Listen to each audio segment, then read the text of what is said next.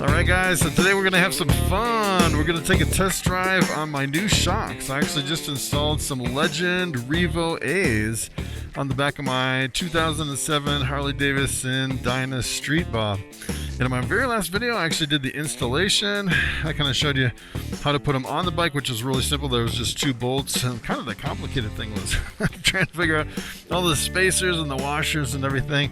We actually got them on the bike, and then after the video, I had a buddy help me. Essentially what I did is I sat on the bike, and we adjusted this length here from center bolt to 12 inches as I was sitting on the bike with a full load and everything. And look at how much I actually had to move them up. So it started like way down here and moved all the way up to here. I think I spun this around like at least 15 times or something like that, which was kind of crazy. So a lot of people, when they got the shocks, I know a lot of people in the reviews, they were kind of concerned about having them the same distance from the bottom. A lot of people would measure them with a caliper. What I actually did is I counted the number of threads in here on each side to get them even when I started out. So that seemed like it worked pretty good. And as far as the first thing that I noticed with these shocks, so I actually went with the 13-inch shocks instead of the 12 as recommended by Legend. And essentially what it is when you sit on it, it compresses to 12, so you have an extra inch of play. But the problem is when you get off the bike, the whole bike lifts up like an inch, and the problem is now it's an inch higher, which means you start leaning more and more towards the kickstand. So it almost seems like it's gonna fall over now because it's a little bit higher. I almost need like a longer kickstand. I'd like to modify the kickstand to where I have the higher. So I couldn't imagine like trying to put the 14-inch shocks on there.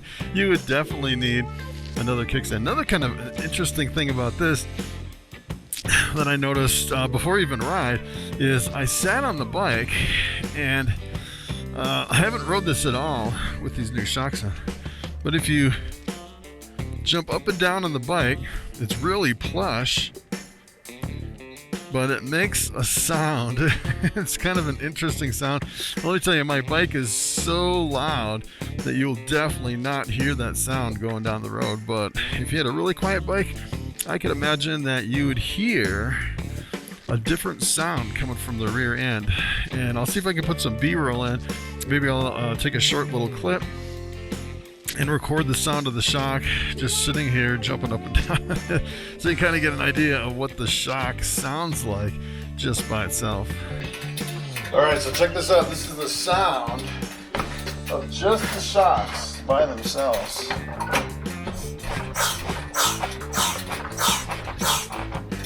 Is that wild or what?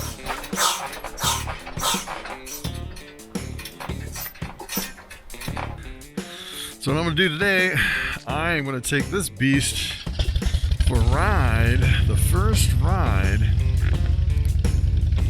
on this.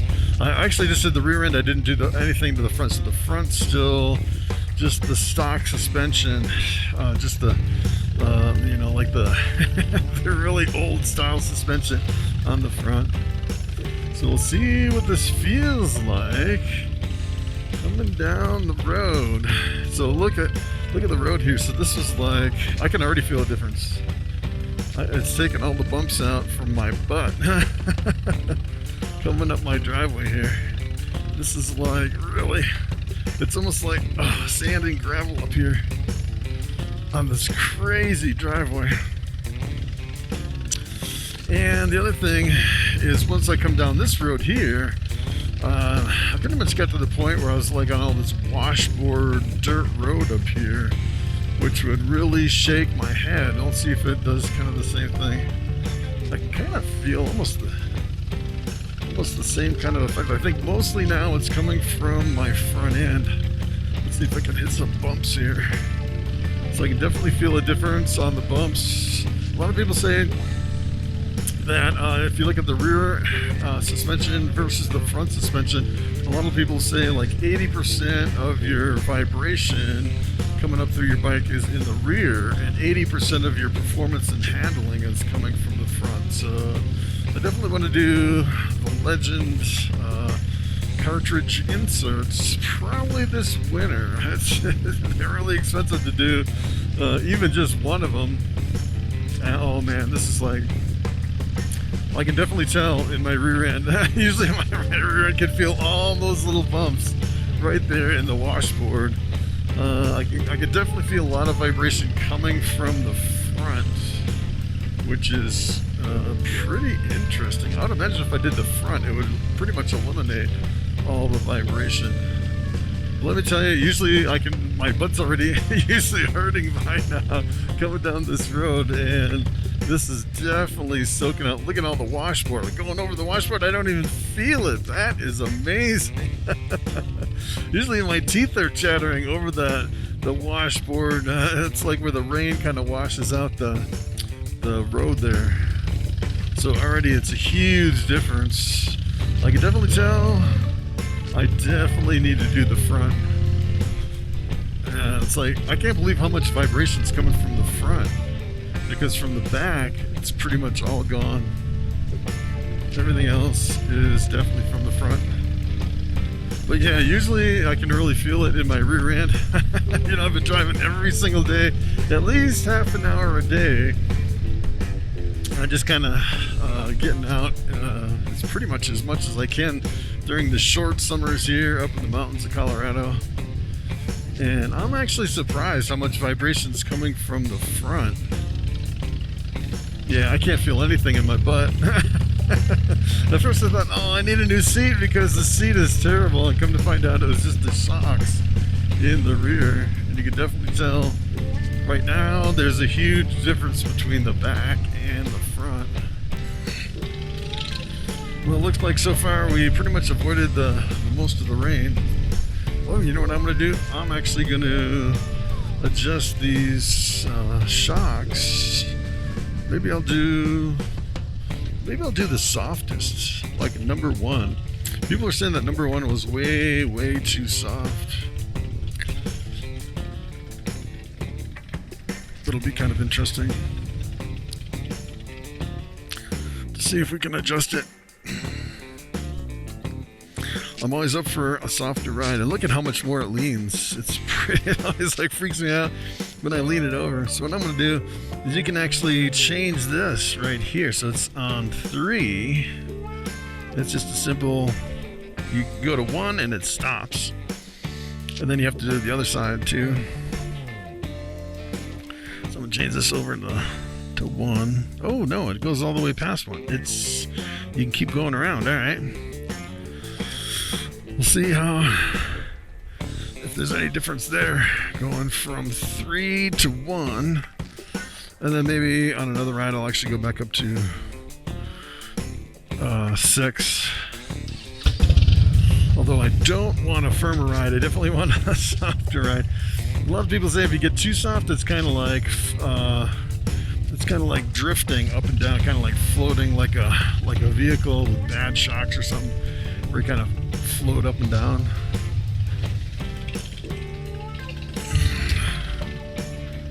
So let's see what this guy's doing here.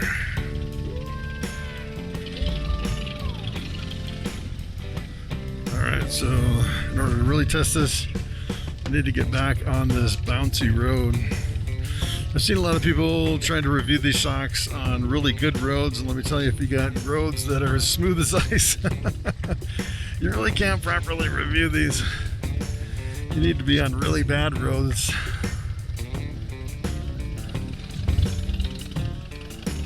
Alright, let's see if I can avoid that gravel.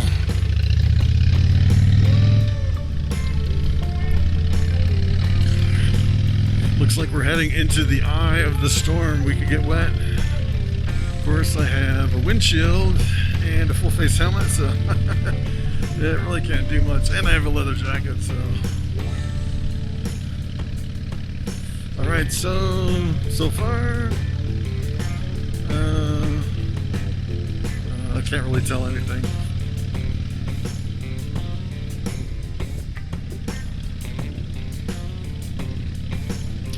But it's kind of funny, I am still getting quite a bit of vibration coming through up to my helmet. coming all through my handlebars, because if I loosen up my grip on the handlebars to where I'm hardly even touching them, I almost get no vibration. It's pretty much all from my handlebars. Yeah, I could feel it now. On the number one position, you're kind of. It almost looks like if you see a car with bad shocks, that kind of hits a bump and then keeps kind of floating up and down. That's kind of how it seems on position number one. It's a little more floaty, if that's even a word. Let's see if I can hit some bigger bumps here in the middle. Wow, that really takes the bumps out of my rear end, that's for sure.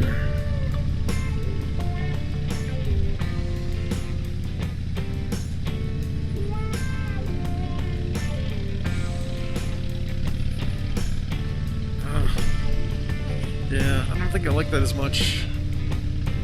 I think 3 was better. We can actually, you know, I can actually pull over somewhere and we'll move it up to 6. That would be an interesting test to see the difference between this and 6.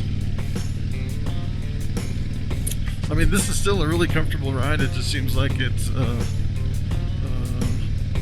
like you're kind of floating on a cloud a little bit.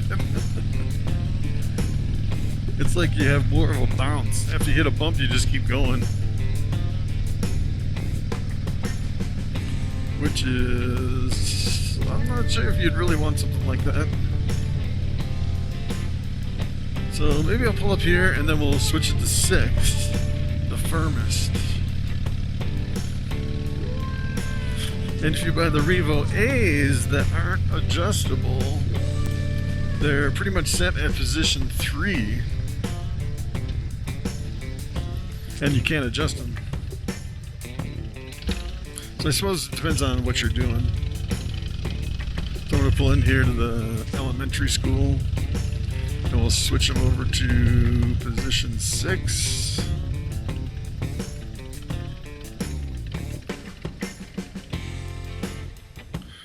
Which we'll see if that makes any difference. the whole bike kind of leaning over is kind of weird. I still have to get used to that. Alright, so we can actually go right from 1 to 6 on these, which is pretty cool. Let's see here. Got 6 on there. Alright. Now imagine if you had them different, if you had 1 at 1 and 1 at 6. That would probably freak the bike out. I recently just changed my starter. This thing starts fantastic. Seems like it's starting better now that I've driven it a little. I was wondering if that old starter was kind of draining down my battery. But it just seems more solid. Starting up every time. Slowly going through and fixing everything on this bike. Alright, so this is position 6.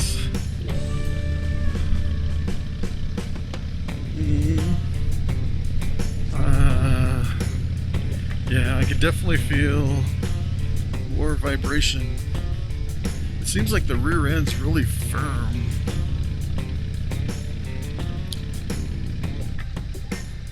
Seems like I'm getting a lot more vibration through the bike. I do not like position 6 on this road. Yeah, I want to go back to 3. We'll give it a good try.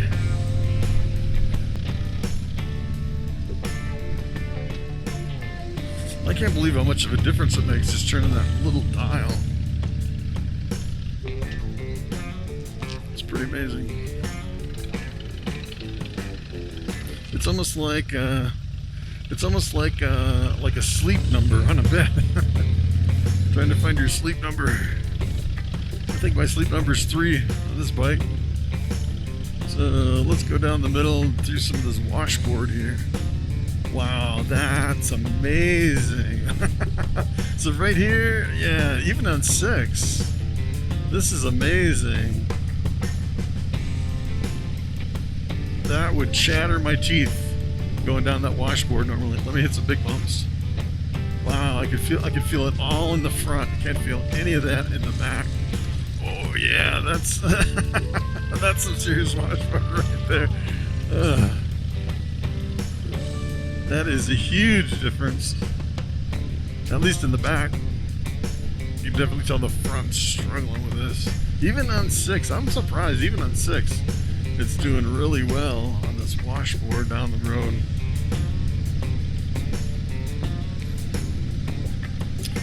So yeah, that's just incentive to do the front.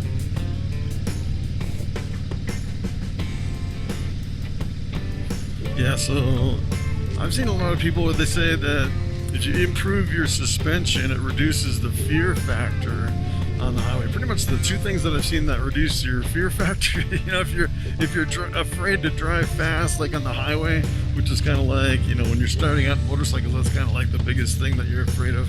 It seems like the two things are the suspension and putting a windscreen on. So I actually put this windscreen on, and let me tell you, you get on the highway and it's a huge difference as far as you know, being able to turn your head and look behind you confidently, you know, to check your blind spots, and you don't feel the extreme pressure of the wind.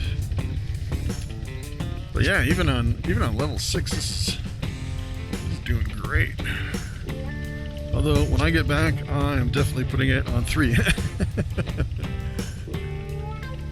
As a matter of fact, I think 4 might be a good compromise, going up to 4. A little bit firmer. I might try that on my next ride. But I don't know. The more I think about it, the more I think 3 is pretty much ideal as far as the best number for roads like that. It probably depends on the roads too. Alright guys, so there you have it. That was a review. It still kind of freaks me out when I get off and it leans extra. I would think if you're like on gravel or dirt or like an incline or something, you might think about doing something with your kickstand or parking different on a kind of a slope or an incline. So that's pretty much it. Pretty awesome shocks. I'm looking forward to doing the front now. That's the biggest thing that I came away with from this review. So thanks for watching, and I will see you in the next video.